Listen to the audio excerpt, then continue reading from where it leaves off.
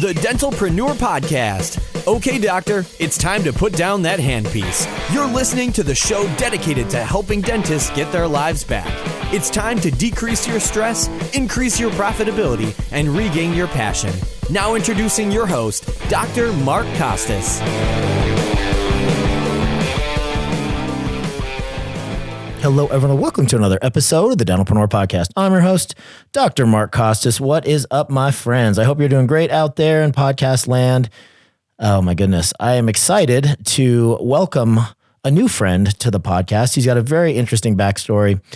His name is Peter Beckwith, and he's a Cornell graduate with a background in television production. He overcame business collapse and addiction to rebuild his life with purpose. In 2017, he co-founded Mad Rose Media, specializing in holistic dental marketing, and later joined Oasis Wellness Center, promoting recovery through healing therapies. As Chief Cultural Officer at Oak Forest Recovery, Peter uses his journey to inspire others to embrace resilience, thought leadership, and meaningful connections in life and purpose. Peter, welcome to the podcast. How are you doing today, my friend? I'm doing well. I hope I can live up to that. Whoever wrote that did a good job. That sounds a lot better than the life I feel myself leading every day. Well, it's all about you today. I'm really interested to dig into your backstory, find out how it is that you got into marketing in the first place. I'd love to talk a little bit about Cornell as well. I'm fascinated about people that go to that level of higher education, but tell us a little bit about yourself, where you grew up, and how you kind of your twisted road to get to where you are today. Sure. It's interesting. It's a great question because it all somewhat ties in, Mark. I grew up in a suburban Boston, and both my parents were school teachers. My grandparents, on my father's side, she was a waitress, a server. We called them waitresses back then. He painted houses.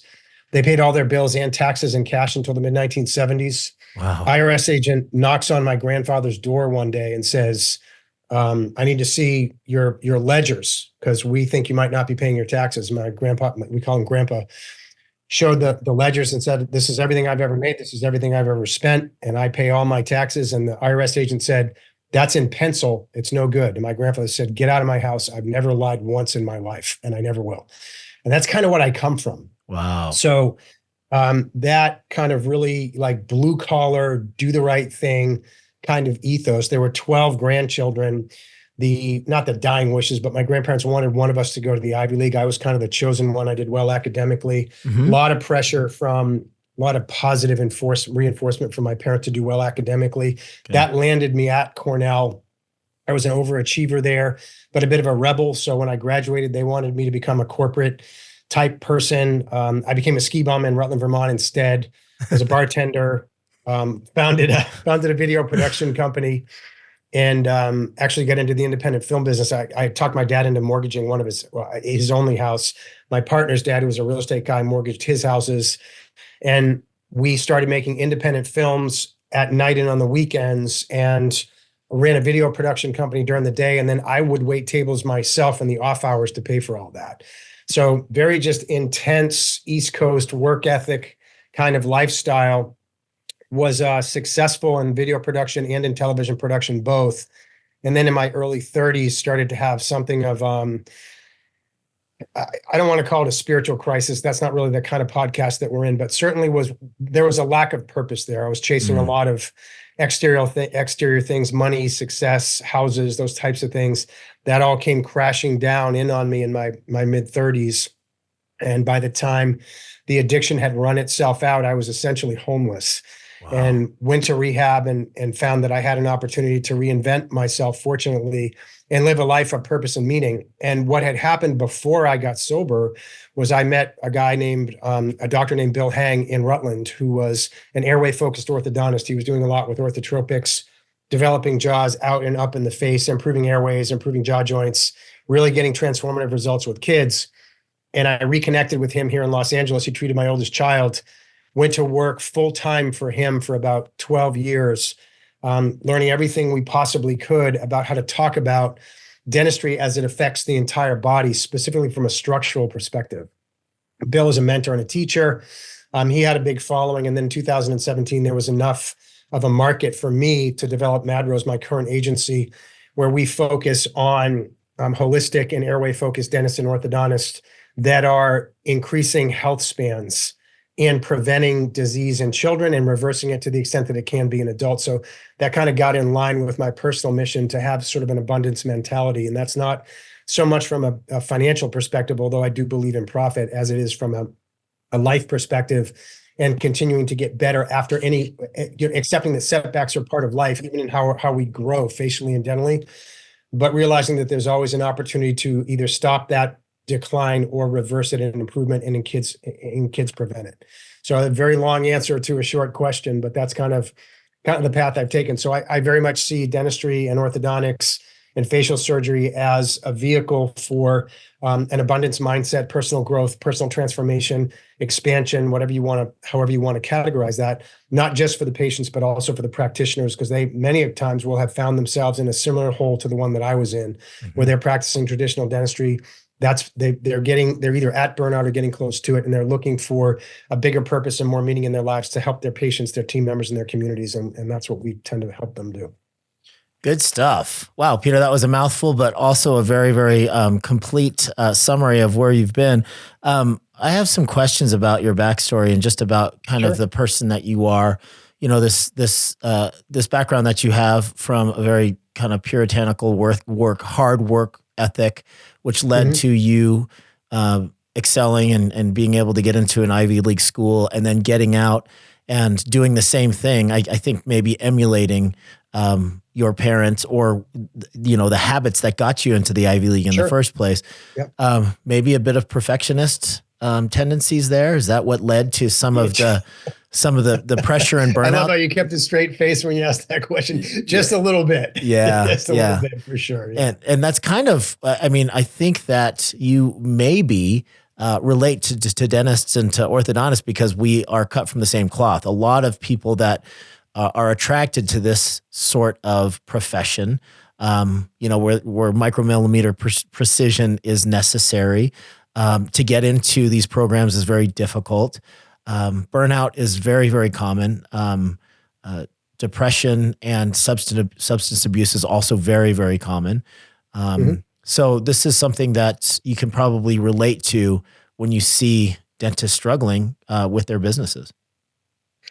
It's funny you bring that up. A lot of my personal role, there's 14 of us here at MadRose now, but a lot of what I do is I'm not a practice coach or a career coach or those types of things, but when we bring on a new client, a lot of what they'll be attracted to is the perspective, that very perspective that I bring.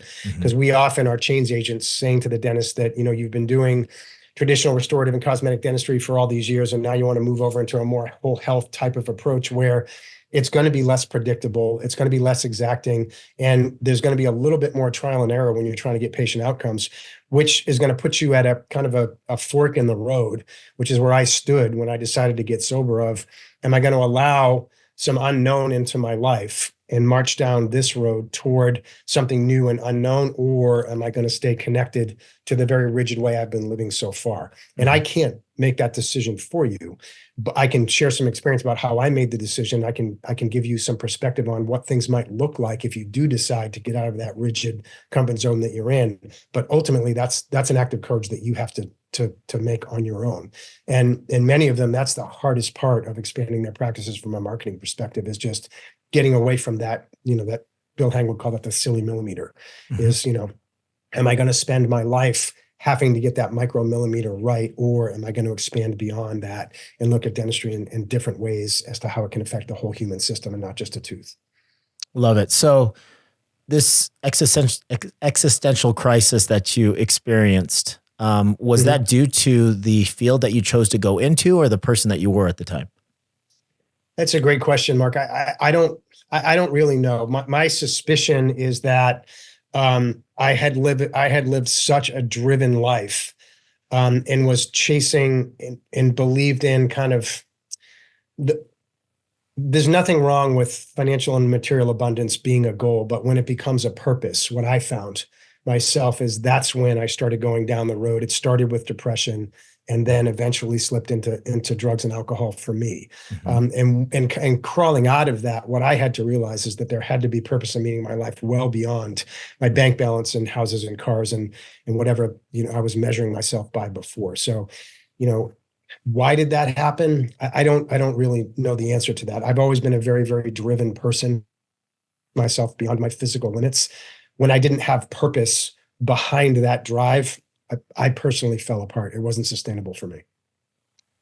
So Dr. Hang was a trajectory relationship or a kind of a person that kind of steered you in a different direction just because of what you observed in what he did for a living, and that inspired you to kind of create this new media company. But tell us how you learned about marketing. Was it self-taught? Was it just due It to? was. Yeah, well, that actually plays to the perfectionism. When back in the 90s, when I first started working for Bill, and Bill didn't, he more opened me up to something I just couldn't not see, is the best way to describe that. When I started seeing how dentistry and orthodontics could affect jaws, overall health, airway, breathing, sleep, it kept drawing me back in. And I would do a lot of patient testimonials from my background in film, and I would talk to patients whose lives had completely were destroyed before those problems were identified, and then would be completely turned around when they were treated. And it was very attractive to me. I couldn't stay away from it. Yeah. But I learned marketing. I did very, very well academically. I have strong academic habits. And when it was time to learn marketing, I went and read everything I could get my hands on.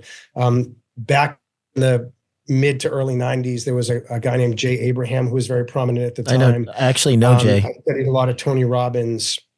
Lately, it's been Neil Patel, Gary Vaynerchuk, obviously, and the team here at Madrose. I insist that they all get certified by all the major platforms, Google, Meta, et cetera. So we're very much students in our approach, and I always have been my whole life. I would memorize 8-page single-spaced sales letters when I was learning marketing. I tend to take things to the extreme, and I definitely did that in marketing as well. I'm a copywriter by nature. That's my strongest skill. Yeah.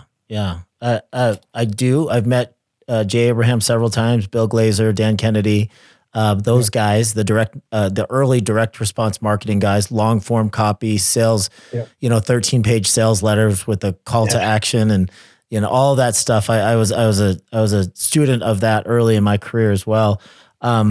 So you mentioned those kind of the godfathers of marketing, kind of the marketing that I understand, direct response stuff, and then Gary V, who is very, very into grabbing attention, and very into content marketing. So maybe you could kind of let us in on what your philosophies are, as far as marketing when you're working with a dental client. Is it content-based marketing? Is it long-form copy? What are your philosophies and your strategies? Right. The basic, I generally work with from single to maybe 6 practitioners inside of a boutique style practice. So I don't do a lot of work with DSOs or corporate dentistries. Most of our practices are private pay. They're all boutique style. They're usually high-end practices. My basic philosophy is that thought leadership plus a clear identity for the practice will equal an attractive brand. Then beyond that, one of the things that I think Vaynerchuk and Jay Abraham did very, very well, as accomplished and let's say opinionated as both of those guys are, they would pound the drum on, you've got to be comfortable in your own skin. Jay Abraham, as heavy-handed as he was with that long-form sales stuff, would talk about self-awareness all the time. And Vaynerchuk's the same way. He always, if you watch Vaynerchuk's longer form stuff, which it sounds like you have, he will encourage writers to write blogs, not make videos. He will tell you, and you're a great example of it, Mark, right? Every single or 22 times a month for however many years to get 2,000 episodes. And now you've got traction in a podcast that half the dental world is following, because you obviously are comfortable in your own skin, sitting behind that microphone, interviewing people like me, and you feel purpose in doing it. So it's not work. You can consistently do it, practice discipline, and over time, trust that you're going to get results. So to answer the question, a lot of what I do with my clients is debunk myths that you have to be in social media. There is no rule that says that. Mm-hmm. I have many clients who are very, very successful, 6 to 8 week waiting lists to get into a consult that don't post any content on social media at all. They happen to be very, very good at paid advertising. I have other clients who don't do any paid advertising, have a knack for social media, and they're booked out the same 6 to 8 weeks. So what I have found is that if dentists will do the work of getting real about their why. Number one, why are you doing this at all? What outcome do you want to change for your patients? How do you want to affect their lives? And how do you want that to affect you and your team? And then where are you uncomfortably comfortable?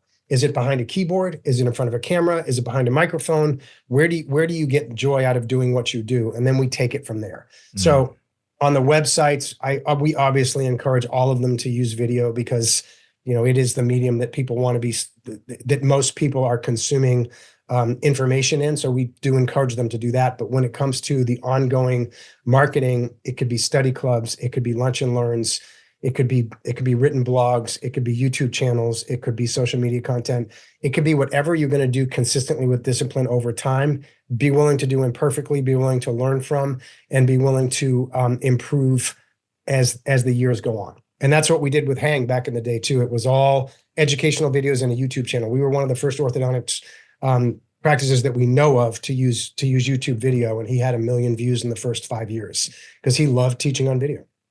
I love that. I love that. Very unique approach. And that is interesting that you kind of limit your client base to boutique style practices. Maybe you could, you kind of alluded to the fact that there's a waiting list to get into a consultation with you. So you're not going for a volume approach, that's for sure. So maybe you can kind of talk us through, like, somebody picks up the phone, they finally get through to you guys and through to the consultation day. What does that look like? Are they to come prepared in some way? Is there homework? What does this whole process look like to work with you? Right. There's not a waiting list for me. My clients tend to be 6 to 8 weeks out. I see. Gotcha. Was what I meant there. Gotcha. For us, it's pretty straightforward. We're a small business. If a dentist wants to get in touch with me, we prioritize that and get it done in 2 or 3 days. But having said that, when my partner and I have a partner who's a little bit younger than I am, very entrepreneurial in nature. I'm obviously the visionary and the kind of creative and sales person, the high level salesperson at the company. It's our approach is very consultative. It's my affect is pretty similar to what you're doing now. It's neutral, it's curious, looking for ways to connect. There's no, here's your SEO and here are the problems and uncovering pain points. We don't do any of that stuff. What I look for is a human being that is passionate about helping people. That's where we tend to do very, very well. We do have some clients where it's very transactional advertising and Google campaigns, but we still do the work ahead of that to help them understand the difference between, personal branding, thought leadership marketing, combined with identity branding for a practice, as opposed to just, maximizing the spend for implants or maximizing the spend for crown and bridge or whatever the case may be. So we very much are marketing doctors who are adding value by guiding patients to a health outcome, as opposed to promoting treatments at a price. Does that answer that question, Mark? It does. It does. Quite concisely, actually. I wanted to ask a follow-up question, and that is, you've been doing this for a minute, and a lot of your original kind of theories and knowledge / information came from self-education and certain gurus that you were following out there. There has never been a time in history where information has been so readily available with the internet and search engines. And like, when I started, there were no other dental consulting companies doing things the way that I do things now. I had to go way outside of dentistry to find Dan Kennedy and find Bill Glazer. And I went into the fitness industry, not as a fitness professional, but just because I liked the way that they were doing things, and joined masterminds with fitness people and restaurant owners. And I was just looking for any way to differentiate myself in the marketplace as a multiple practice owner. So my question is, what have you learned that you didn't learn from the textbooks about marketing? And then the second part of that question is, what have you learned about dentistry over these last 7 years since you've been in our field? Sure. I think part one of the question is I'm a people person. My experience has been extremely human. I'm very good academically and analytically, but that's not where my heart is. Okay. So what I market is people, and that's been a preference. And when I did all that groundwork with, I studied Dan Kennedy extensively too. It's funny you mentioned that name, but with Kennedy, Abraham, Tony Robbins. Mm-hmm. There were a couple other, Brian Tracy on efficiencies in marketing. Mm-hmm. And there were a couple others back then in that same era. What I took out of that was that although there are principles and processes that are consistent, you are a unique human. Is essentially the personal growth message is you are a unique human, and these principles and natural laws work if you follow them. And I think that's my basic marketing approach. It's why I've stayed in the boutique style. If I had you as a client, I'd be talking a lot about you and a little bit about treatments. So that's number one. Mm-hmm. And then what that led me to, because I'm attracted to people like myself who are a little bit rebellious in nature. Like an Ivy League guy is not supposed to go to Killington, Vermont, be a ski bum, be a bartender, and open a video production company. You're supposed to go work for a corporation, right? Yeah. So I've always been attracted to the pioneers in the industry that want to push the envelope, look at things differently.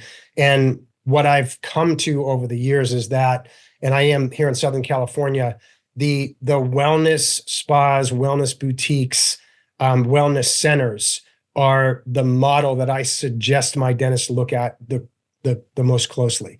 Because here in Southern California, the wellness boutiques will have, and what we have over at Oasis is infrared sauna, cold plunge, nutritional counseling, massage, and MDs that can help with blood testing, saliva testing, cosmetics, where it might be injectables and materials implications going into your bodies and all those types of things. And that level of kind of concierge service that is not so elevated that it's inaccessible is where I see private pay dental practices going. And by definition, if they want to succeed, they're going to need to stay on the cutting edge and look at whole health, which does start in the mouth and nose, which they affect.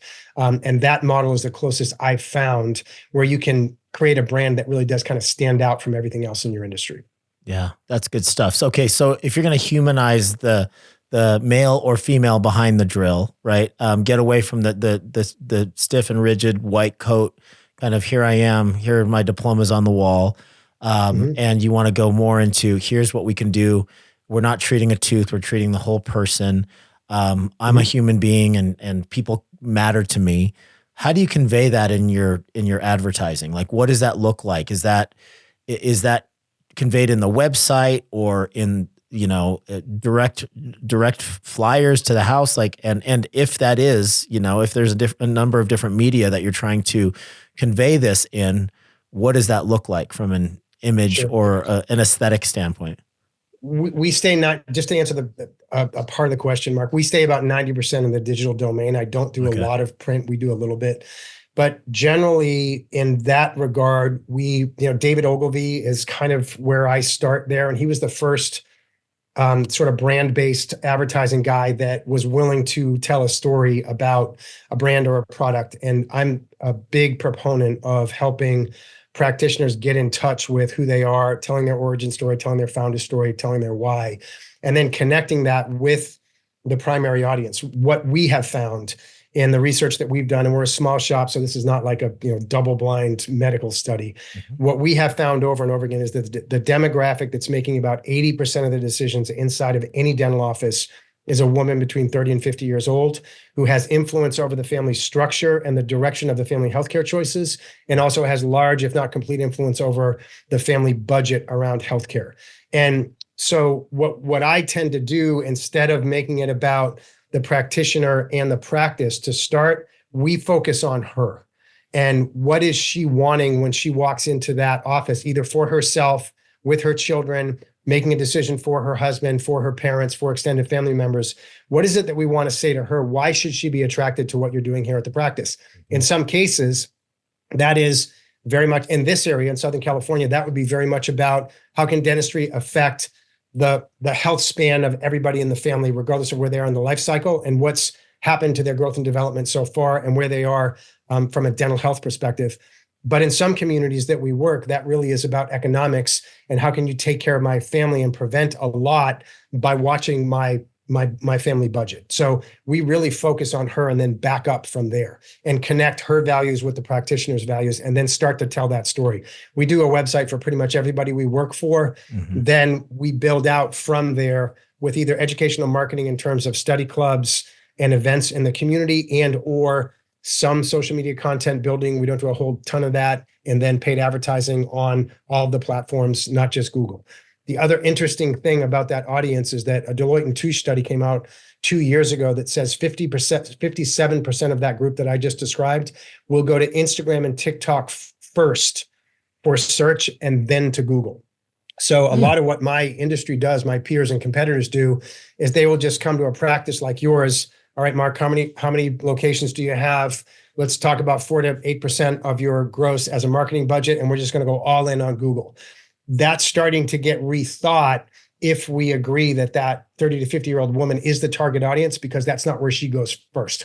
She trusts people that look like her, talk like her, and share her values that she can see on video on TikTok and Instagram more than she trusts sanitized one-lines, click here at Google that is generally seen as a very masculine institution that doesn't necessarily understand her and what she truly cares about. So definitely when it comes to search and advertising, we're starting to see the other platforms take on more and more of an impact when it comes to connecting with the right audience. And again, we're a small shop, so I run a lot off, some off of data and a lot off intuition, but we're seeing more and more results connecting with the women. I like it. Okay, so I'm going to take just a slight left turn here. We talked about your background, and then we talked about your marketing philosophies, how you've brought certain clients to success through exposure and et cetera. Let's talk about your reformed perfectionism again, and how you ended up grinding yourself to a nub, and then got kind of in trouble with some substance abuse stuff, and you pulled yourself out of it. So, unfortunately, we are a profession that is filled with perfectionists, and we do not hold the top billing for suicide as far as white coats go now. It goes veterinarians, family physicians, and then dentists. So we're number 3, which is still not great. We do have an above average predilection for depression, anxiety, substance abuse, alcoholism, and divorce, which is not awesome. So the things that made us successful in the first place are often what lead us to distress in our personal lives as well. Right. So as somebody that has kind of reformed and come to the other side of that, what advice do you have for people that notice this about themselves? You talked a little bit about, self-awareness, and Jay Abraham being very self-aware and that being part of his marketing strategy. But what would you say about people that are self-aware enough to notice that this is what's happening to them, and how can they pull out of a tailspin? There were 2 big tools for me, and it took time, and it's easy. Hindsight's 2020. What I can see now is that perfectionism really was just a fear of failure. I had to be so perfect because I was terrified that I was going to fail. So I really kind of had to open up. I had to pull that curtain back and take a look at what that inadequacy was all about. And then accept that I was still wired for performance. So I had to shift from perfectionism to a pursuit of excellence, where I'm still going to give it 110% every day and try to get it right, but find some self-compassion when I don't. And the way I did that was I stopped working alone. I was a freelancer for a long time. And then I really, we've got a strong culture here, and we tend to attract practices with cultures where mistakes are not punished. We actually have a meeting here at Mad Rose every week called the wins meeting, where sometimes we talk about wins, then we also talk about where we fell short. And I really reinforce that there are consequences. If we miss it too many times on an account and that account leaves us, there's going to be financial consequences there. And we may need to have to make a change in team members, but we never dehumanize or punish. I was raised in a dehumanizing, punishing family system that demanded excellence academically. I paid an enormous spiritual price for that. That's how I remember it. My parents were beautiful people. I love my dad. My mom has since passed, but that's what I remember. So I very much created a culture here that we do demand excellence and we do demand a pursuit of excellence, but we also insist that humanity remains intact. So what the point I'm trying to make there is I don't try to fight that fight alone anymore. I do it with my work team and my family team, where we're all accepting the fact that we want to be the best, and that's fine, but that falling short is part of the human experience. So I encourage my clients when they ask me about that, it's somewhat out of my purview. When they ask me about culture, I share with them what we've done to overcome that. And some of them, I'd say, 20 or 30% get on a similar journey. And I point them toward, people like you that have practice management experience and culture building experience and those types of things. I'm not an expert there. I've done it here at Mad Rose, but those are the two big ones for me. Perfectionism had to move into a relentless pursuit of excellence, and punishing had to turn into compassion, forgiveness, and redemption toward doing better next time. Great answer. What a great conversation, Peter. I really appreciate you opening up and allowing me to go down those kind of those different avenues outside of marketing. Sure, that's helpful. I mean, I spend every day doing this, talking to interesting people. My number one best trait, I think, about a person that interviews people all day long is I'm genuinely curious about other people and how they got to where they were, and some of the hero's journey and that story arc is very important to me. I love to get to the heart of that, and I appreciate you sharing that with us. What's the best way for people to get in touch with you and Mad Rose? The website, madrosemedia.com. Okay. You can publish my cell phone's out there. You can publish all my information. My email is peterbeckWith@madrosemedia.com. And I don't know if you publish show notes, but I can give you my phone number if they want to call me. I do. Awesome. All right, Peter. Well, it was fantastic getting to know you. Hopefully we bump into each other at a dental event or somewhere else sometime. I hope so. You live in my old hometown, Agora Hills, California. I'm through there every once in a while. But it was a real pleasure. Awesome. Thank you, sir. All right. Ladies and gentlemen, Peter Beckwith.